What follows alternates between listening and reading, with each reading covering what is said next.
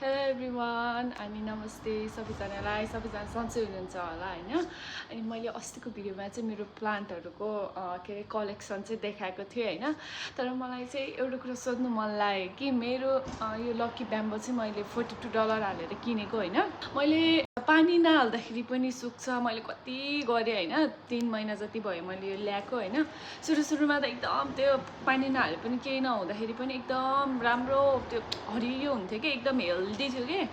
अनि त्यसपछि चाहिँ अनि पछि पानी यो लकी ब्याम्बोले चाहिँ पानी धेरै हाल्नु हुन्न रे भन्ने सुनेको थियो के अनि दुई हप्तामा अलि मात्र छिर्काउँथे हैन अनि त्यो गर्दाखेरि पनि पातहरु एउटा दुईटा मर्न लाग्यो अनि त्यसपछि चाहिँ मर्दाखेरि चाहिँ मैले पातहरु चाहिँ निकालेर फाल्दै काट्दै हैन एकचोटी चाहिँ कस्तो हुँदो रहेछ भनेर चाहिँ मैले पानी नहालिकन राख्दाखेरि पनि 2-3 हप्ता मैले पानी नै हालेन केही पनि हालेन र पनि फेरि यो पहिलो हुँदैछ पातहरु हैन अनि फेरि एकचोटी चाहिँ फेरि मैले के गरे भन्दा पानी धेरै नै हाल्दिए हैन जस्तै 2 हप्तामा एकचोटी चाहिँ मज्जासँगले पानी हालेर राख्दिए त्यही पनि मैले जोगाउन सके छैन के यो मलाई एकदम मन पर्ने प्लान्ट हो हैन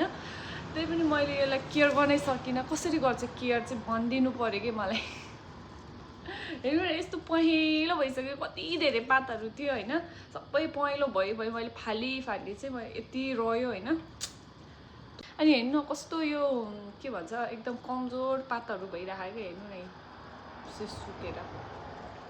मैले चाहिँ अरु सबलाई केयर गर्न सके यसलाई चाहिँ केयर गर्न सकिन